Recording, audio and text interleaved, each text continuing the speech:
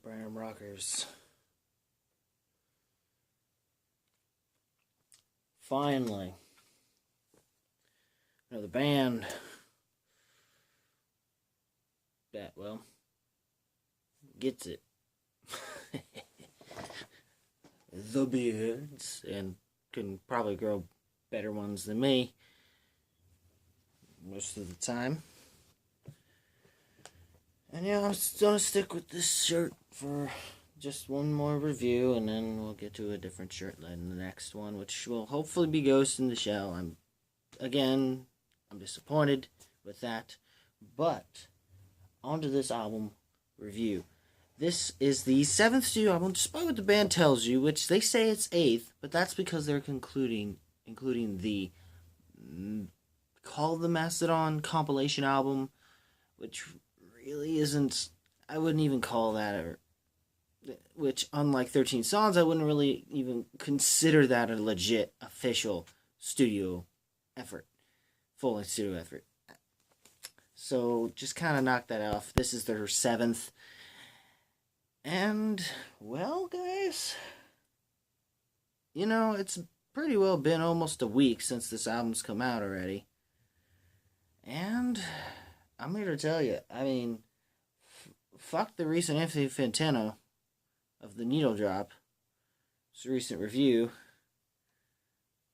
The only point he has that I will say is that this album needs to age. Let it age. I think it'll grow, because it's going to take even longer than a week for it to finally get the recognition it deserves, to at least make, or at least it even has been a week, and I'd still consider it a top 5 contender in terms of Mastodon albums in particular.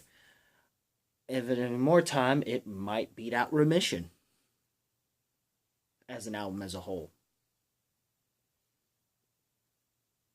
I'm dead serious to say that.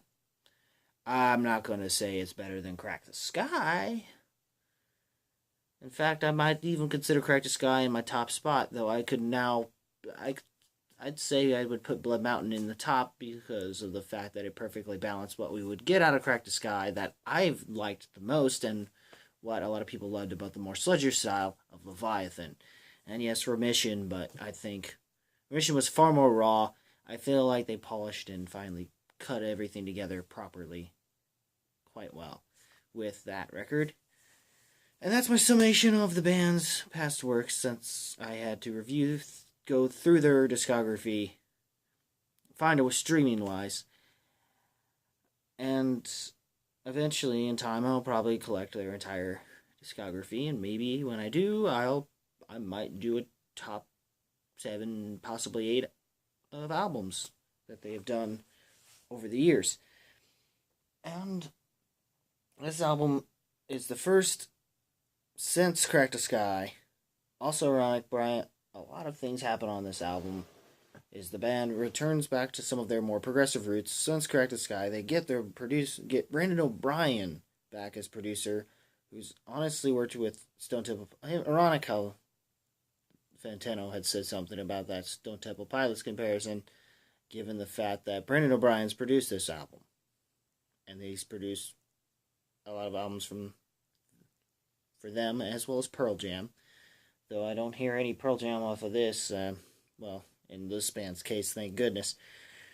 And though the Queens of the Stone Age stuff, as well as the Foo Fighters, and some Alice in Chains, Soundgarden stuff as well, would definitely be a big comparison in terms of the band's musical style within this album, in terms of their more radio-friendly sound they've had since The Hunter, which some people didn't like, but I actually did like, and I'm on board with. But, and then of course, Around the Sun seemed to have somewhat perfected it, or at least found a way to take what they had already done in the previous of that album and put it in a better direction and improve upon it. And once they've done that, they finally found a way to refine it with some of their earlier elements, particularly their more progressive style of Crack the Sky, which of course having Brendan O'Brien's production style help out with this record, and I feel like that's definitely does play a good part in that. Also, the fact, aside from that, and the return of those progressive elements, that the band has also brought in a certain particular guest vocalist on this album, in particular on Scorpion Breath, Scott Kelly of Neurosis, who also was featured on the title track of Crack the Sky, as well as McNeely is on keyboards for, I believe, yeah, I'm gonna have to use this because I'm blanking. My brain just doesn't work like the rest of the world. I have to do this, and eventually I'll explain all of that in an update channel. But before I get to that, it was it was the final track Jaguar got, and it was Andromeda had a guy named Kevin Sharp, who I'm not sure what band he was in. But regardless of that, it's overall... Yeah, I'm not going to pick that up. I don't think I need it right now. Anymore, because I've used it for what I needed it for. And I'm going to just say this album, honestly, I really dig it. At first, like most Mastodon albums, at first it was like, I don't know, like, especially the earlier albums, prior to Crack the Sky, I was already kind of on board, because clean vocals is more my thing than the more growled vocals. I've adjusted to it, since I've become more enthralled into metal lately, but, as I could still, prefer to hear some nice clean vocals every so often, and I hope that they continue to do something like that eventually in the future.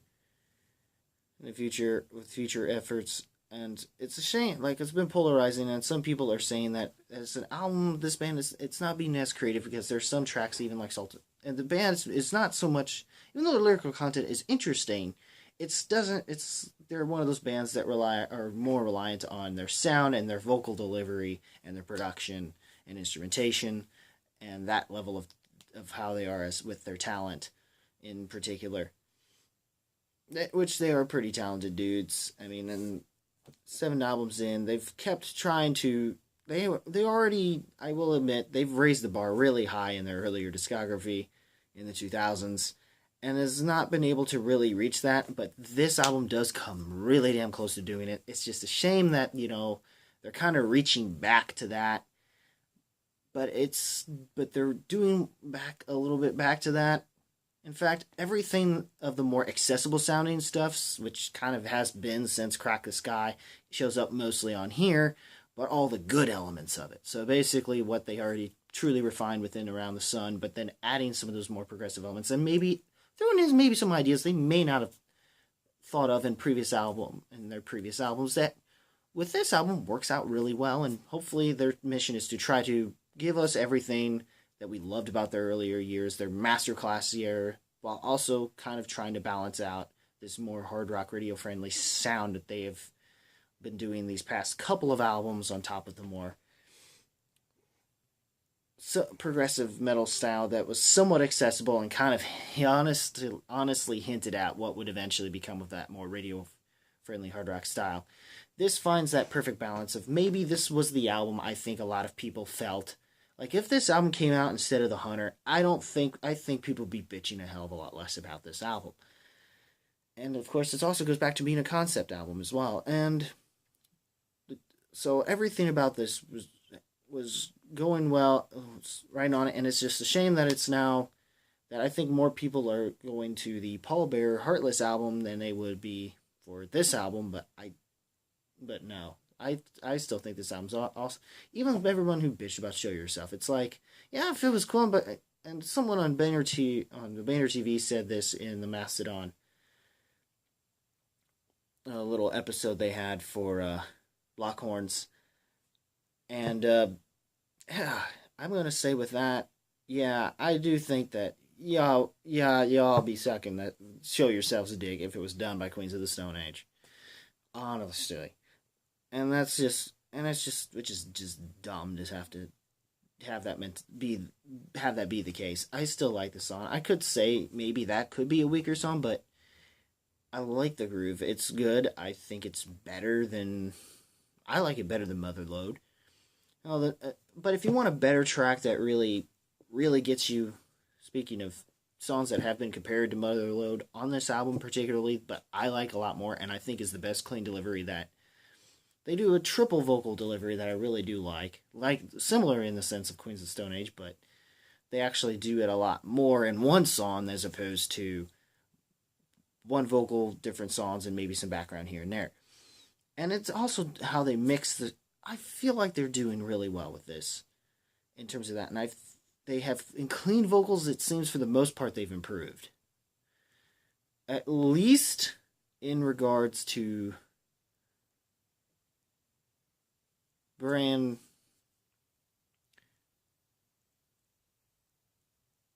Fallon's. Yeah, I think Fallon or Dalton.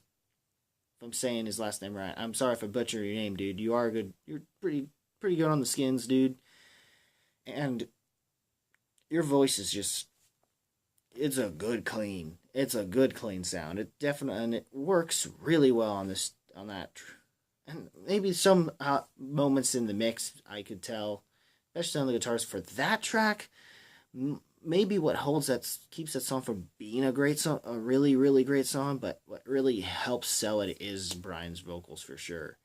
On some of these tracks, like he know fuck he's improved. He's improved since Crack the Sky a lot, I think. Show Yourself may not showcase that the best, but I will say the Steam Breather definitely does, and that is a good deep cut for this album. And Jaguar God definitely closes things off, and it does this kind of maniacal laugh thing. The Emperor of Sand, sort of the representation, I mean, as you've seen from the album cover itself, it's supposed to be kind of this weird representation of cancer itself, or at least the cancerous aspect of death, I guess. And mostly dealing with this dude that's kind of journey, kind of was a kind of dealing with this sickness or whatever, and has been cast out or something, even by this Emperor of Sand or whatever, and now he's just dealing with the sands of time through and wandering through this desert, trying to figure himself out and what he needs to do to kind of deal with himself, I guess, throughout this entire album, which some of it's mostly because death had surrounded the band a lot. Most specifically, a couple of the members had had family members pass away from cancer, which I think a lot of people, myself included, can relate to that, given I had a grandfather who died early of cancer from probably smoking too many cigars in his younger days before. Of course, this was before we all knew smoking pretty well killed, so. And now we all know better, so. Or at least most of us do, yet some of us out there still freaking do it, and just whatever. But regardless of that, I mean, and I do like Andromeda's pretty good. It's really good. The more I listen to this album, there is a lot more layering to this album compared to the past ones. Especially in that Crack the Sky kind of way. Sultan's Curse is still more Crack the Sky, but you still see a little hints of like a Blood Mountain riffing here and there. And there's some other moments on the later albums that show that as well. And there was this, I think it was Clandestiny or some other track I'm trying to think of that reminds me of something I heard from I know it's from some other band, and I know it sounds familiar, but I just can't put my finger on it. From one of the songs on this album that just, I mean, it might have been in Clandestiny or even Scorpion Breath for that matter. I'm not sure, but it just, or maybe in Steam Breather for that matter, but I just can't figure out where did I hear it. It's almost like it's a similar riff, but maybe it was done somewhere else, and I just can't think of it right now, oddly enough. But then again, maybe it's just reminding me of another band that's kind of been taking notes from Mastodon, maybe Intronaut for that matter, or something of that nature. I need to definitely check out their earlier stuff besides the last album yet, but from that band. But well, regardless, and I do feel like the bands may not have been progressing in the ways that some people may think, but I feel like this isn't a bad step. in the direction they need to go. I feel like maybe this album could, if you are comparing it to one of the previous albums on it, taking away the non-progressive stuff, you could say maybe this album, the way it's being received as what happens if Crack the Sky was the Hunter. It seems, and if that is the case, maybe, if we're lucky, the follow-up album can be more like Around the Sun. The Around the Sun to this album. If anything. If not, I don't know what the band can honestly do next. And that's, which is sad to say, that they haven't already done without having to go further back and reach back, because they already set their bar pretty high. But regardless of that, they still managed to still try to at least churn out something solid and good.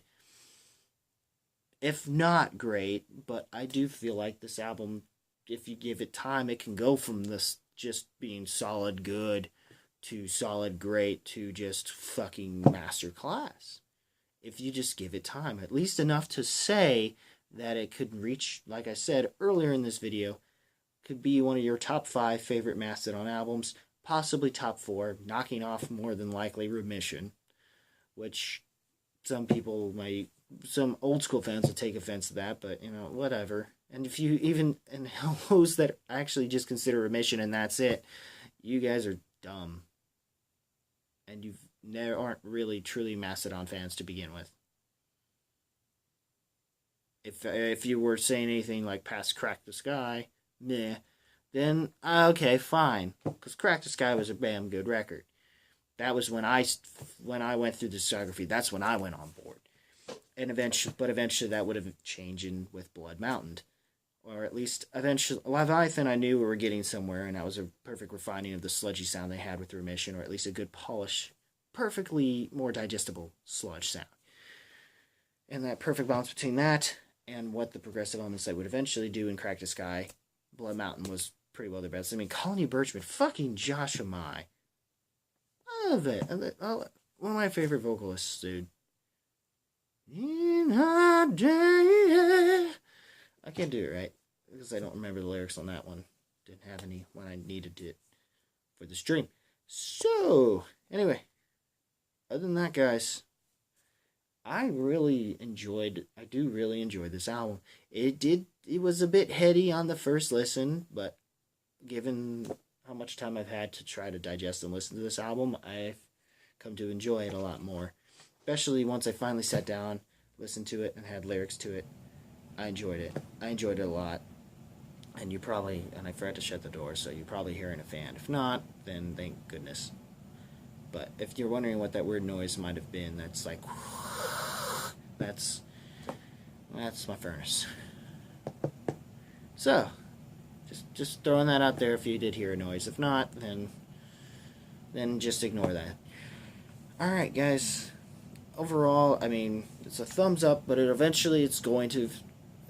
of course grew and became a damn good rocker, and it could very well be a masterpiece. It might be the best album we've had in the year, but we'll see. And I don't know, man. Maybe this album might, I mean, it still might have competition in the Pain of Salvation album, but I can easily listen to I feel like I've had an easier time listening to this album and had a better time digesting this record than I did with the Pain of Salvation one, but the Pain of Salvation one just has something about it that just keeps me wanting to come back to this a little more, and this one I could say can contend with that too, in a different kind of way. I mean, sure, Pain of Salvation and Mastodon are two different bands, different ways, different sounds, different sides of the world for sure. I mean, this is an American band, and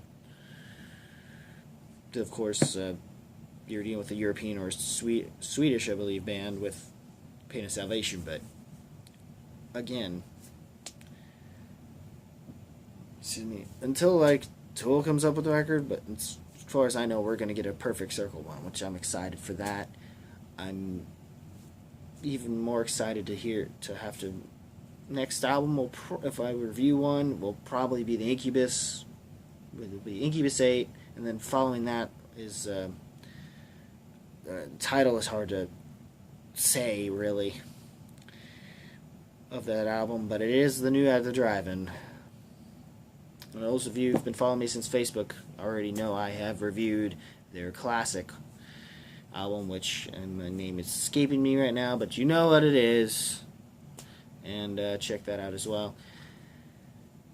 Man, I'm just ecstatic to finally just talk about this album. And, you know, what did you guys think of the Mastodon album? Did you love it? Did you hate it? Hopefully you at least liked it. I don't, in all honesty, at given time, I don't see why you would want to hate this album. I really don't. I just don't see that. But either way, comment below, and I'll hopefully, if depending on what comments you have, I'll respond to it. Possibly, unless you're being a dick, of course. You might either get it deleted if I'm nice. If not, you're gonna get it. So, yeah. Other than that, you know, like that rock that like button with the rest of you must. Check out my Facebook page. I have a Google Plus that I don't hardly use anyway, so if you don't, that's fine. Don't go there, that's fine. But and I update frequently on the Facebook page, so definitely check that out. And other than that, as always, guys, keep it random, keep it real, keep it rocking, and I'll hopefully see you in the next video, which might be Ghost in the Shell, and then after that, maybe Fast and Furious, but that might be harder to pull off given that it's Easter weekend and family stuff. So there's that. Seriously, you had to put that's gonna probably hurt the box office for that movie. If it even thinks it's gonna beat out Seven, I doubt it'll do anything because of Easter. It's like it's gonna hurt its opening weekend for sure.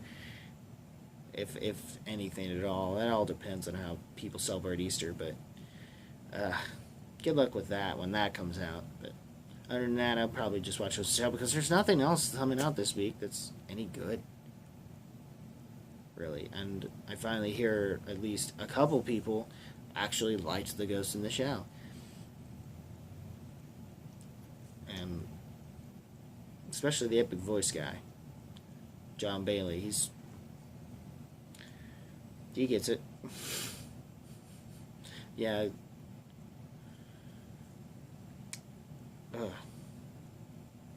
I am just gonna. That's about it. Again, as always, guys, keep it random, keep it real, keep it rocking, and hopefully I'll see you next time in the next video. Take care, y'all.